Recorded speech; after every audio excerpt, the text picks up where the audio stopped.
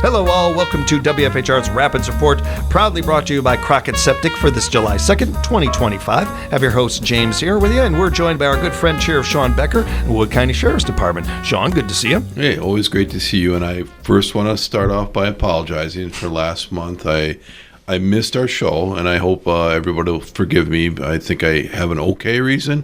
For me, it's the best reason you ever can have, but our daughter Jordan had her son. He was 6 weeks premature, so we weren't really ready for everything. But hey, it all worked out. My grandson, or our grandson, River Becker Moon, is home, healthy, gaining weight, doing all great things that he needs to do. But that's what was going on last month. So understandable. Again, I apologize for missing our show. It's the first time, I think, since we've been starting it, so I hope I get a freebie there. You absolutely do. You got a mulligan on that one for sure. Of all reasons especially. Mazel tov, salut to you and yours. Yeah. That's wonderful. And one of the better names I have heard in a very long... That is a good name right there. That's a great name. It threw Julie and I a little bit because we missed we wouldn't want to be there during the delivery, but we got there about an hour afterwards, and her and David didn't want to tell us the name right away because I think they knew the middle name, but they didn't tell us that either, and they waited until the next day to let everybody know. And the reason being is they named him River because they met on the river, the Wisconsin perfect. River over in Buren by Anchor Bay, and so I'm like, so you did put some thought into it, and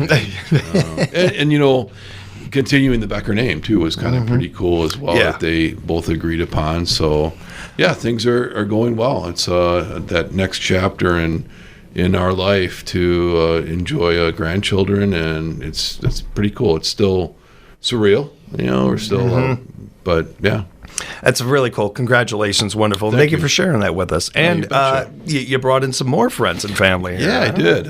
It's been a while. I know I've talked quite a bit about our other two guests here often. Our daughter Caitlin and then her husband Dylan. Unfortunately for them, they were in town this time frame. And you know me, I love to bring in family and friends because the show isn't about me. And when I get an opportunity to talk about family and especially family, because with this position it's not about me, it's about everybody else that's around that has helped make this happen. And Caitlin, huge part of that. When we decided to run for this position, it wasn't a me thing, it was a we thing. And then you look at building that platform. We've talked about it a lot on the show, and our platform was simple. Mental health. It's not simple, but it was simple for us to look at and say, okay, what can you potentially change? What can you do as a law enforcement officer to have an impact on the community? But you can say that, but you can see how you can do it. And like I said, we've talked about the jail patrol CIT, and then going back to the campaign 7+ years ago, talking with Caitlin, she at the time was at UW-Madison studying social work. I'm like, okay, picking her brain, on trauma, and trauma, how that affects people, not just the law enforcement side of it, but the community, and trauma-informed care and things like that. Going back to that time frame, she did a video for the campaign that wasn't BS. It was something that she knew and something that I learned. And then as we all learned on the mental health side of things and how you can impact the community on the law enforcement end of things. There's still a lot of work to be done, but you only can control what you can. And within our community here, I think that we've done a good job. We still need to improve, but by focusing on the niches that we've had, I'm proud of, and I'm very proud that Caitlin had the opportunity to at least educate me on a young student at UW-Madison and kind of what we're seeing here and what can we do to make some changes here. And we have, and we'll talk about a little bit more about that throughout the show, because we got a grant that is going to allow us to hire a social worker under the Sheriff's Department. I wanted to get into that with you. But anyway, enough me. Caitlin and her husband Dylan. Dylan has just recently finished the academy for the Madison Fire Department, so he started his shifts already. So that was a long journey. Funny thing is, both of them graduated high school together, but didn't start dating until after graduation. And I think it was after Dylan finished his tour. He was a Marine. And then they connected after that, and the rest is kind of history. Right on. Yeah, so he served our country. Appreciate that more than you know. Thank you, Dylan. And just them connecting. One other thing before we introduce you guys that I want to thank you both for, too, and I second what Sheriff Becker is saying about the service and being a firefighter. I appreciate it, man, really do. Also appreciate you guys being here. One of the things that I've wanted to do, because he's too, he's not going to do it for himself. None of these guys will. But I want to make sure to do with this job is humanize our departments, our fire departments, our police departments, our sheriff departments. We need more of that. You guys help us do that. You guys help us remind everybody is a human being right here. He's got a job to do like everybody else out there, but that behind that badge is a heart, is a human being. And it helps us remind our audience, our community of that, which I don't know that we can do enough. So I appreciate you guys being here for that, along with me being able to put you on the spot. Ask questions. Ask questions. We're going to have fun. No, I'll let you guys introduce yourselves so we can put a name to the voice. We'll start with you, Dylan. My name is Dylan Rickaby. Like Sean said, I'm a City of Madison firefighter. It was a long journey. It was about a 2-year hiring process that I did twice before I finally got the job, and then 6 months of academy. And now I'm freshly out doing my job, getting some shifts. It's a lot of fun and cool experience. Do you get to have the mustache after graduation, or do you have to have it before? How does that work? No, just kidding. Well, this mustache took me the whole process to grow. So it's understandable. So I'm going to hold on to it as long as I can. Right on. It looks good. Why would you? Yeah, keep it. Yeah. Thank you. And Caitlin, if you wouldn't. I'm Caitlin Becker, and I'm a social worker and therapist in Madison. Thanks for being here, Caitlin. Appreciate that. If you don't mind, I really quickly out of the gate, I have to ask, because I think that it's something that everybody might be thinking about. When we think about our officers or anybody in that type of role, when you think about their kids, their wives, their husbands, their significant others, the people at home, we've seen TV shows, movies that give you little glimpses of this before and everything, but we don't often get to actually talk to somebody from it. And then hearing the kind of field that you went into. So I have to ask right away, did growing up with Sean and the field that he was in, did that influence or have any impact, you think, on your career choice? I didn't prepare an answer for that. Good. That's what I wanted. But it's also something, if you haven't thought about it before, I think that kind of is the answer. Yeah. I think that kind of tells you right there. No, I think it did. I feel like our whole family is more of like a service minded. I feel like Jordan too. Mm-hmm. So I think it was probably more of like values and empathy. Yeah. So I think that definitely probably impacted what route I chose. Yeah. When it comes to the kind of work you do, what is, and certainly not getting too detailed or anything like that, but in a roundabout kind of way, what is the kind of work that you're doing? My full-time role is contracted with the Dane County Human Services, a bunch of different school districts. So I'm in the Madison School District and a nonprofit, and we're a crisis stabilization program, fully voluntary. So schools send referrals for kids that are usually struggling and families that need more support. And then I'm able to work with families in the community and try to just build up their support network, get them connected to more resources to just try to get them a little bit more stable and in a spot where they can just have a better life. And then I support the school team with like programming for the student, and then work with the students for some skill building or just to involve them with decisions that are kind of being made around them. Right on. Appreciate that work. I was one of those kids and could have used somebody like you, and everything. I mean, look where I ended up. No, I'm joking. But in all honesty, that is just as integral work as these guys are doing. It's a very important, very vital work that we don't have enough people doing, to be honest, and it's really great to hear.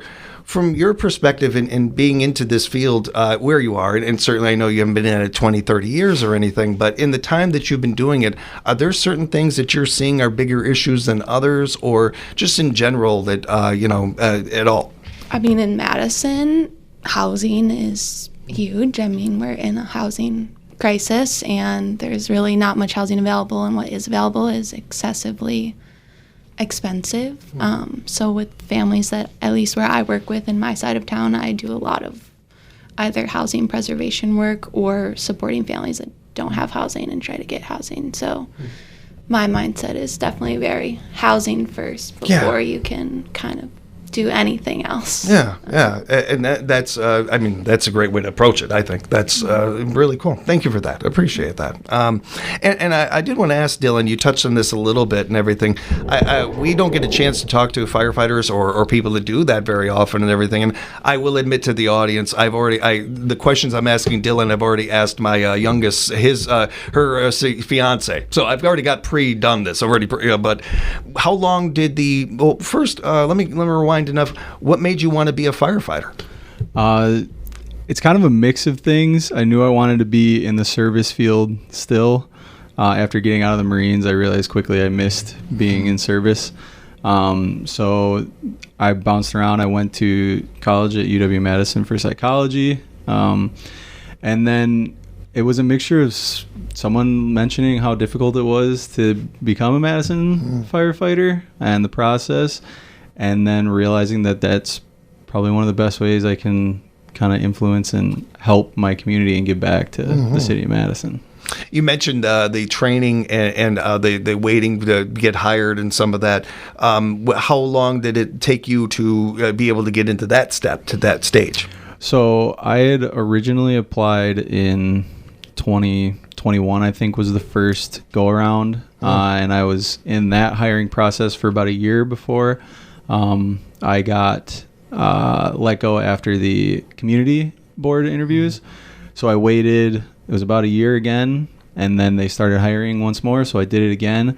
And then that process was about a year and a half before you get the call from the chief that you got the job. So it's been, almost 5 years going on this journey. But I know a lot of people that do it 12, 10 years. I had a guy in my class that applied 6 times before he got the job. So I don't think a lot of people would know that a common thing in that field, and it just speaks to how badly you really want to do this, to do that, so to stick with it like that and everything. And again, greatly appreciate everything both of you are putting into your separate fields and what you're doing.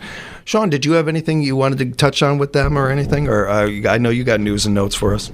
Yeah, no. And another thing Dylan should bring up after, serving our country, then he got into UW-Madison. And then I think it worked out perfectly that, he didn't get that first round because you weren't done with school yet.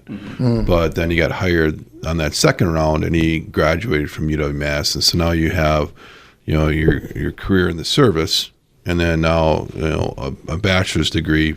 I'm sure people will argue with me, but I think from the best university in the state of Wisconsin. So that's pretty cool. Two huge accomplishments both of them had. They both are UW grads. Caitlin went on to get her master's right away, which was, I think, a really smart thing to do, even though you're kind of, as a student, do I have to keep going? But get it done, because one of my biggest regrets, throughout my career was I had the opportunity to get my master's. I didn't, and here I'm sitting right now without it. I don't know if it would have changed my career path, but it would have been a nice thing to have, if I would have done something to do that. So, besides that, and the other thing we should bring up, Caitlin tackles much better than Dylan. I want to make that very clear. It's very, okay, good to know, good to know. They both played high school football, and if anybody knows me really well, they notice that probably every year I share a clip of when Caitlin was playing for the Red Raiders, and we were up in DC Everest, and she was our kicker and had a nice kickoff, and Dylan missed a tackle. They're on the same kickoff.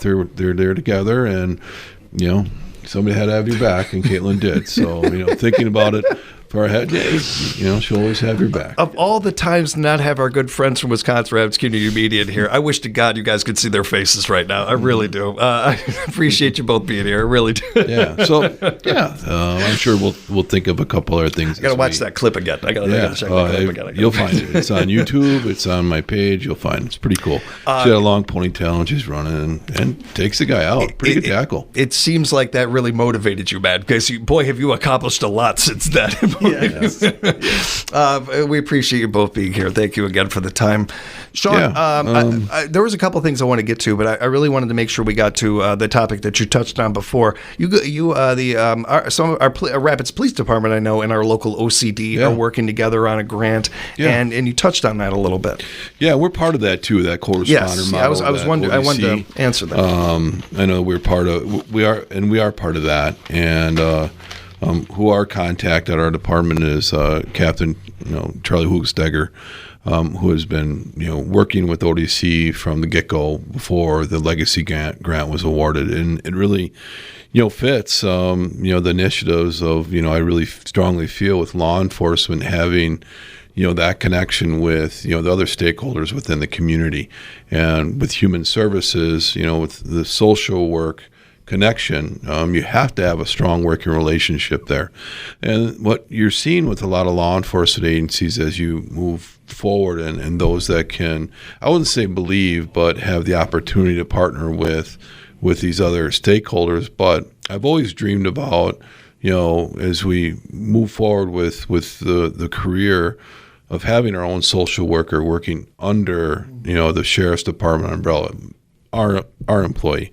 And that's where, that partnership with ODC started with. All right, you have somebody out there that, and Legacy has done a phenomenal job supporting our community, especially with many mental health initiatives. And, the Sheriff's Department had an opportunity through the state to essentially hire a social worker with what we're talking about. It all started with, having a deputy that's assigned to mental health.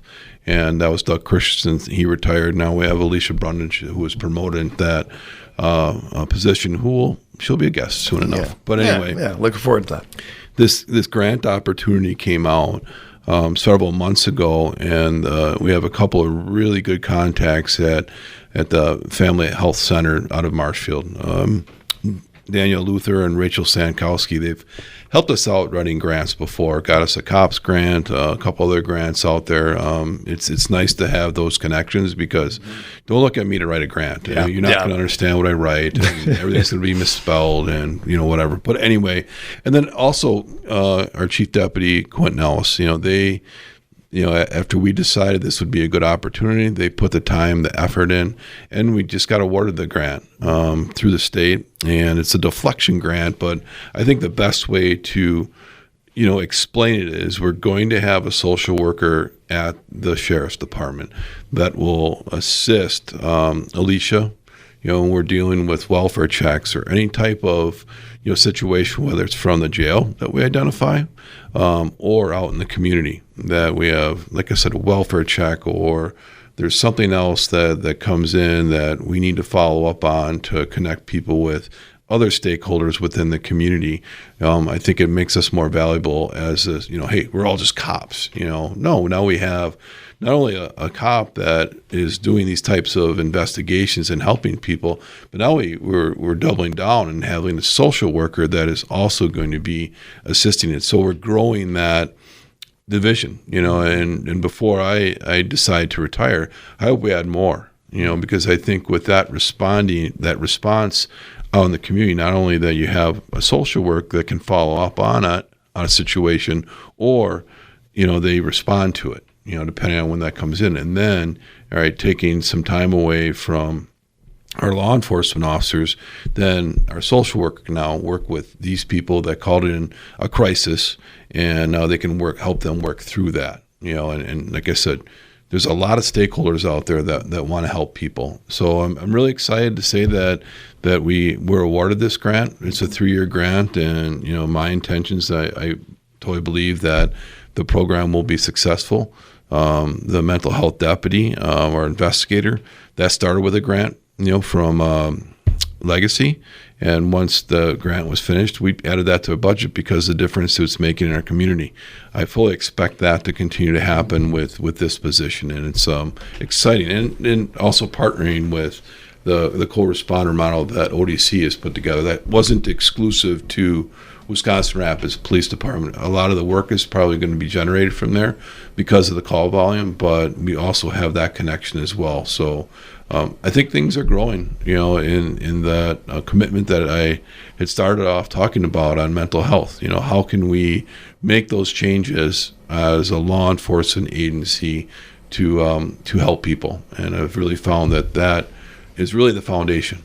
And you look at drug abuse, drug addiction. How did that addiction start?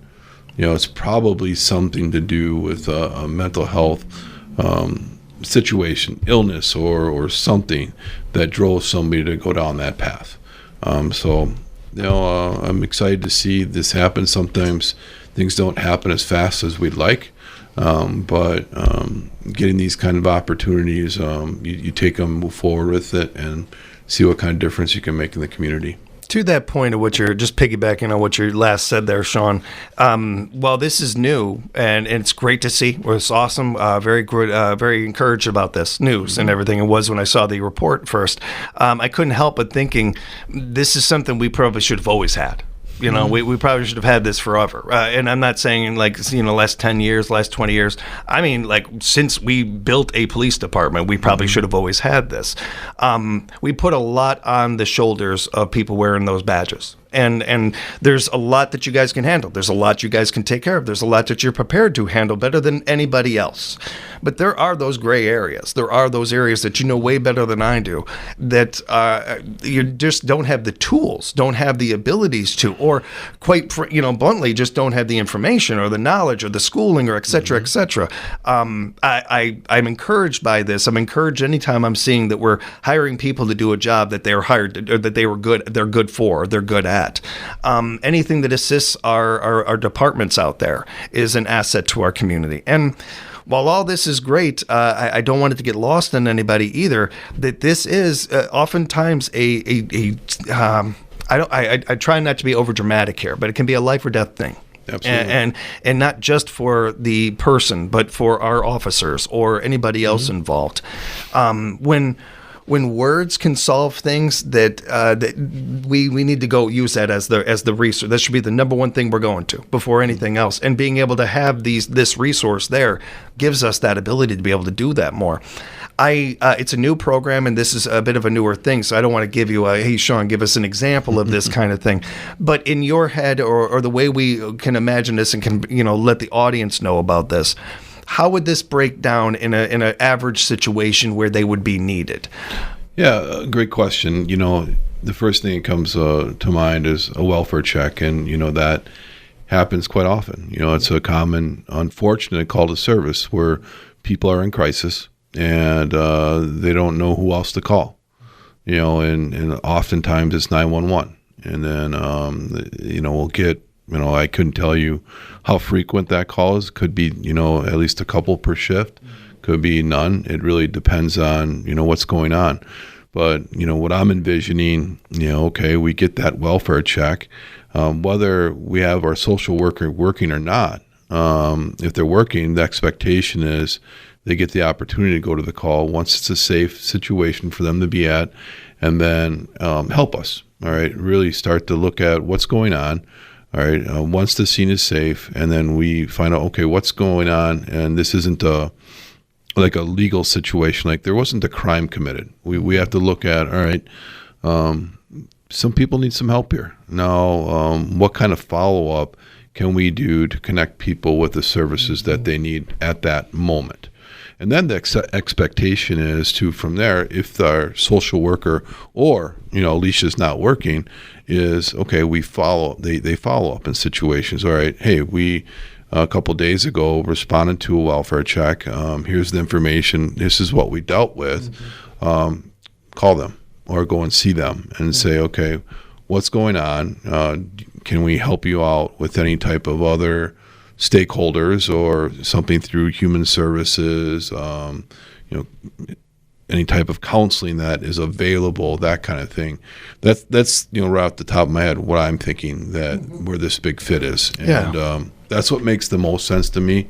But again, we don't have the person hired yet. It'll probably start.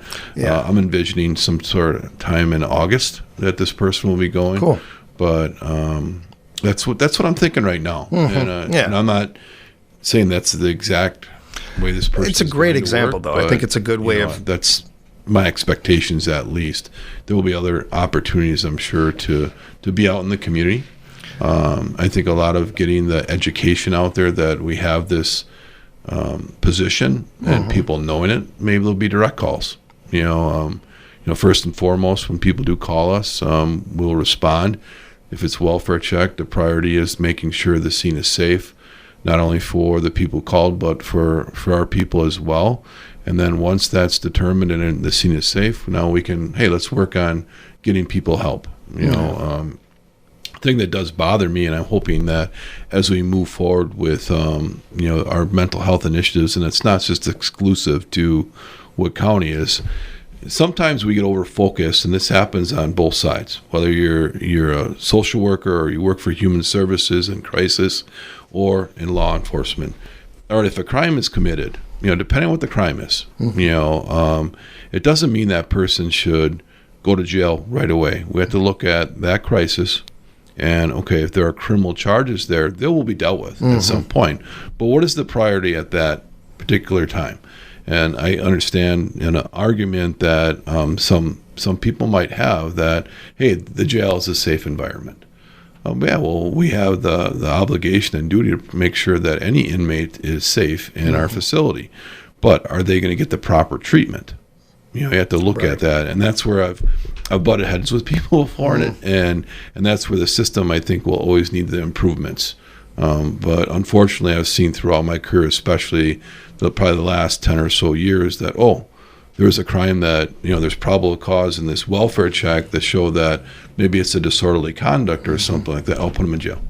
We can get them in jail. It'll be a safe environment, and then we'll trust the legal system to take that person the path to get them the help they need. That's not fair.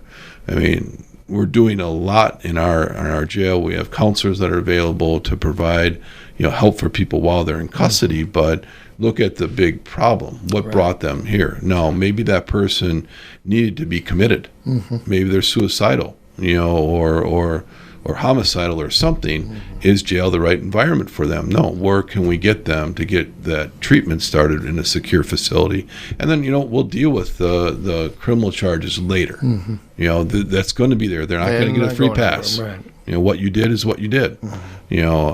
So that's a struggle that I have periodically, but I've seen throughout time that attitude is changing. I'd love to see, in a perfect world, somebody that's struggling in the community, they don't even call us. They go to the hospital, and get treatment there. That's where I wish that this all went to, because, you're putting law enforcement in the middle of it. And, most often, or, many cases, we don't have to be. But since we're going to be, that's why you have a social worker working for us. When I was first saw this article and I first heard about it, and you and I talked about this quite a while ago too, so been knowing about it for a while, and seeing the grant go through, was very excited. One of the first thoughts I had was, and it's not at all the same. I don't mean to compare the jobs or anything, but there was a similarity to me about a hostage negotiator. And that most departments have something like that, a person specifically that is good at this and does this job. Not saying that's their only job, but that is a key part of their job, doing that. It would not be anybody in our listening ship, anybody in this country, in this world, you would imagine that most departments would have somebody that does that. That just seems to make sense, and especially in this day and age, granted that you would have something like that. This isn't that different than that. Looking into the history of hostage negotiators and all that, it's not that old of a history. We didn't always have something like that, but now it's kind of common. It's kind of assumed that most especially bigger cities and everything would have something like that. I believe that this could be that. 10, 20 years from now, where we have a position that's just, well, of course they have that. Why wouldn't they? Well, it makes sense. I think we're just in those early days of this where we're kind of building it now, but eventually at one point it'll just be common. Yeah, we have this, and not just our department, of course, here in town, but other rural communities, other smaller communities have this. It's a great point. Things I think are evolving, just like in life, things change for the better, and you look at the opportunities. What I've seen, people are listening. It's years ago when you talked about mental health and there's a huge stigma against it. Now you flip it around and say, okay, if you go and get help, well, you should be applauded for that. Yeah. Especially if you do it on your own terms. But years ago you're shunned at. Even like officer wellness.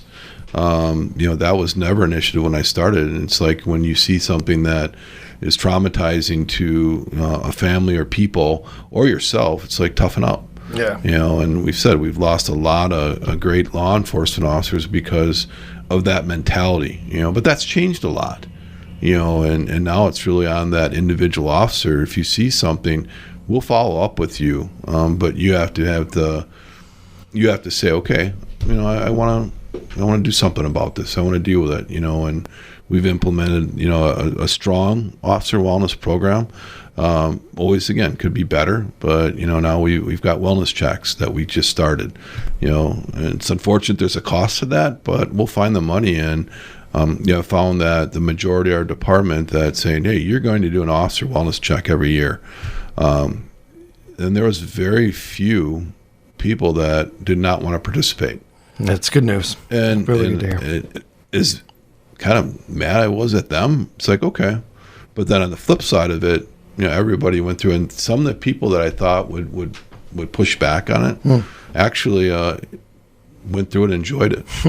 So it's like, okay, so I think we're batting a pretty good percentage on our department that we finally took that initiative. It took a while because of unfortunate cost, and just like many things, the social worker position, you started off with a grant. You put your information out there, and you're wise, and then when people review that, and they invest in it, and that's where we've been very, very fortunate throughout the last 7 years on the grant opportunities that we've had, not only locally but state and federally. Where we've gotten positions. I'm hoping we get another one. I'd love to see an SRO resource officer up in Auburndale. Yeah, they've been talking about it for a long time. And now a COPS grant came out that we did apply for. Hoping we get it. The only catch is, and it comes down to money, it doesn't fund the entire position. So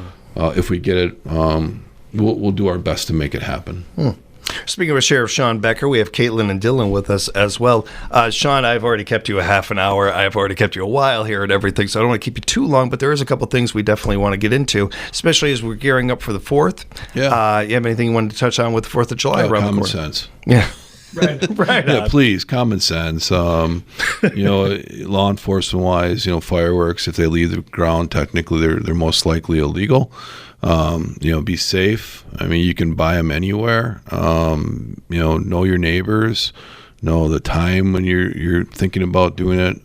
Please, just common sense. That's the biggest thing. Another thing I'd bring up is something different. We had a bench meet out at Anchor Meet, a bench press meet in Anchor Bay on June 14th, and thankfully, both of you guys came up for it. It's Father's Day weekend to watch it. We did that last year. This year, we raised money for a special response team and the Wisconsin Law Enforcement Memorial. And I want to bring that up because, unfortunately, the state of Wisconsin lost another law enforcement officer over the last weekend. Milwaukee police officer Chris McRae was shot and killed. And so we're still grieving that. And when you lose one, doesn't matter what agency it is, we all did.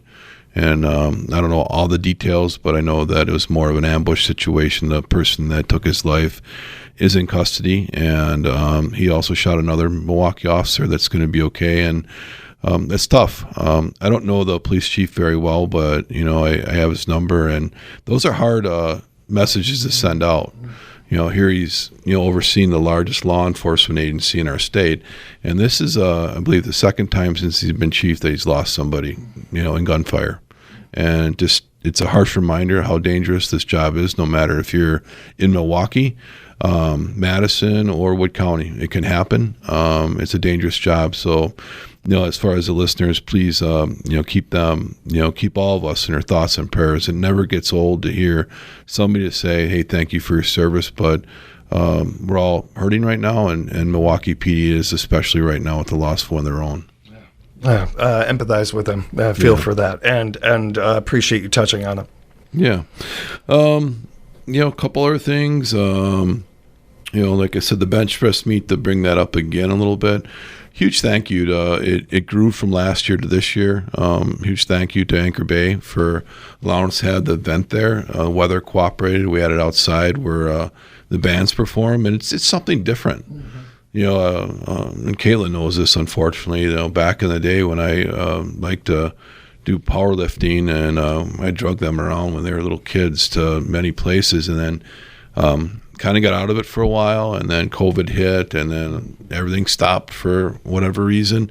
And then we say, why don't we do this? And then the owners at Anchor Bay bid on that, and so then it was successful last year, and then this year we raised money for a special response team, and again, the Wisconsin Law Enforcement Memorial. So we had more lifters than last year, quite a bit more sponsors all locally. Most of them are, and a huge thank you to them. And, we raised quite a bit of money for our special response team. That, the equipment's expensive, but it's just gratifying to see the people within our community wanting to support us. So a huge thank you to the lifters, the sponsors, and Anchor Bay for allowing the meet to happen out there. Also, the Bluegrass Festival, that was the same weekend. Carolyn Saylor and their team, the Wisconsin Rapids Lions, they raised $10,000 for our CISM group. It's the third year that they chose CISM to, support. Yeah. And that's such a personal cause for them, for what they went through. It's really humbling to accept the money under that cause, because they lost their daughter, and they freely talk about that. And here you put yourself out there for an event and you pick causes. Yeah. And they've chosen us 3 years now, and raised a lot of money because, we sat down and it just came out with a conversation. What is CISM? What does it mean? And how does it help people? Mm-hmm. And to choose that and how that helps all of our first responders, that's huge. So, they weren't as happy as with how much money they rose. And I'm like, $10,000 is a lot of money. I know you've done more in the past, but we're so appreciative. Mm-hmm. It's gonna, and their goals were to, all right, CISM was just in Wood County, and they wanted to expand that to other counties. And, we have, Portage County has their CISM team, and that gave us an opportunity now to work with each other. When you have, these traumatizing incidents, now we've got more people to, hey, who's available to come in and handle the debrief? Okay, and then what more do we need to do here? What kind of counseling or therapy do we need to do? What kind of follow-up needs to happen? And it's grown. So, the goals have been being, made with what we talked about 3 years ago with them, and it's a great accomplishment, and it's so appreciative on our end. And that doesn't even account the attention and awareness that they've been able to bring to that and some other things as well. They do a great job. And we're really happy that you're able to take in some of the events and everything. I know we had a lot of fun with that one too. Great event for a great cause. I don't know that anybody does this better than this area. Great time, great cause. Yeah, we do this a lot, and that's another one. Yeah, it was awesome to see Southbound, a local band, kick it off. Yeah. And Todd Tway cuts my hair, and I always ask him, like, you got anything to help me out up here? He's got nothing. But he's the lead singer. If you hear anything, let me know. One day I'm gonna need that advice. Don't complain right now. Go out as long as you can. Right. But his daughter flew in. I didn't realize we were talking about. She's a singer out in the East Coast, and she got to sing with him, and that was just that's awesome. And she's awesome. And it was a great moment to see them sing together, and she wish she'd move over here, but I think the money's out there, but who knows. But yeah, How much time we have left? Got a couple minutes left if you want. If you had anything else. Team Rapids. I don't know if you've gotten the opportunity to hear much about them. Great. They had an event last week.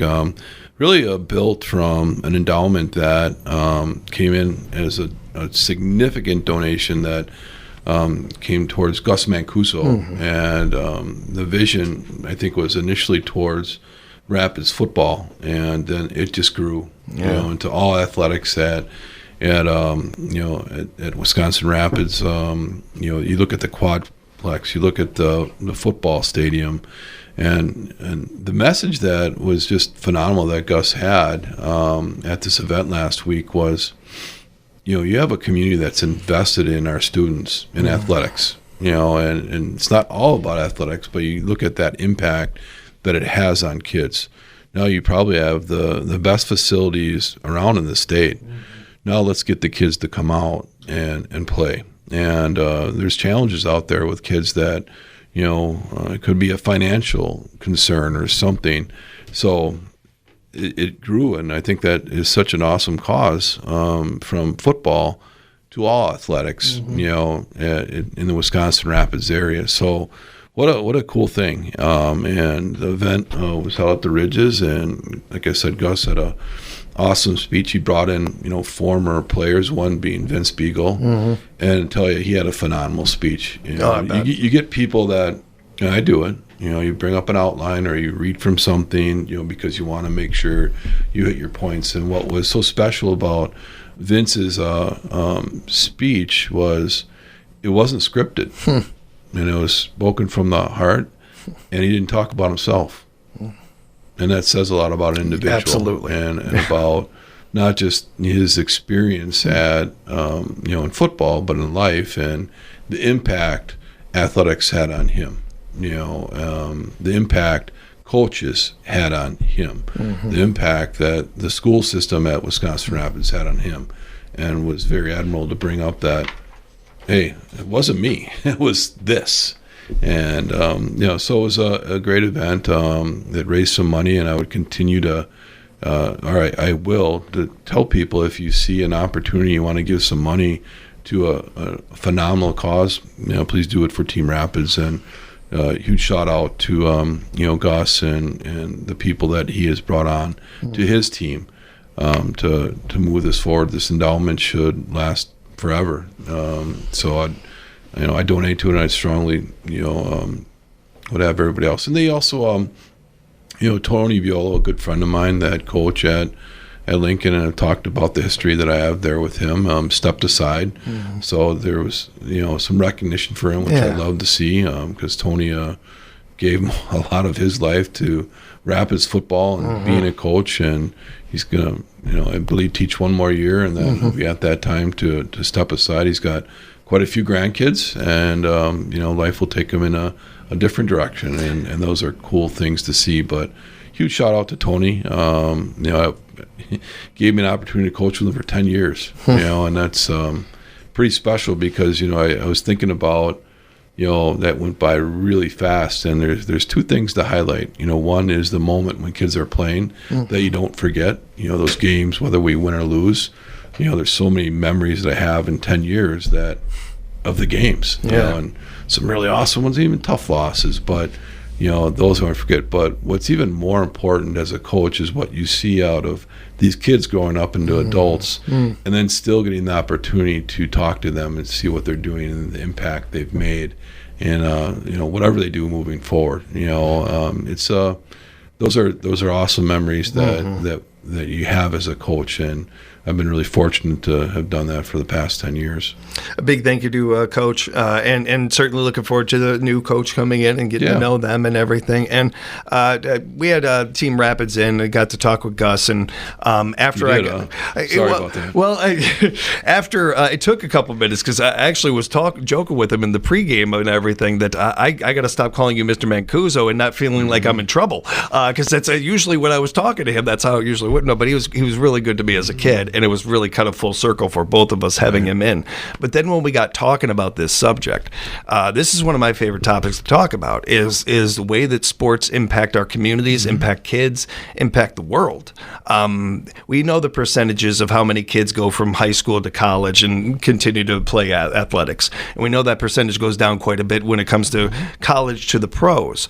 But every one of those kids is going to go on to do something. Yep. And whatever they're doing, having a bit of confidence, having people skills, understanding what it's like to work with others. I can keep going and what sports bring to a person, and how much it builds a community, the economic impact it has, especially here in Rapids with what you were just touching on with the facilities that are better than most anybody has. Right. This has a deeper impact than just wins and losses. It's so much bigger than that.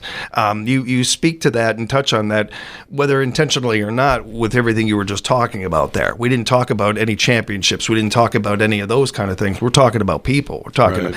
And as much as I love wins and I love winning and all that, it's bigger than that. And this, I think it's nice to have these reminders, similar to the grant we were talking about earlier.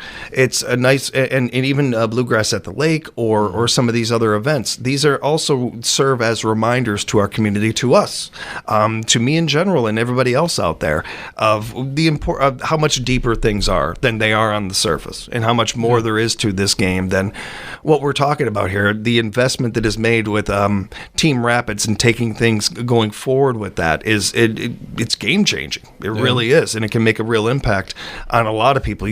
Just one little example of that. You touched on something before. Between me and my brother, there was quite a bit of change for my family financially. I wasn't able to do a lot of the athletics that I would have liked to have done.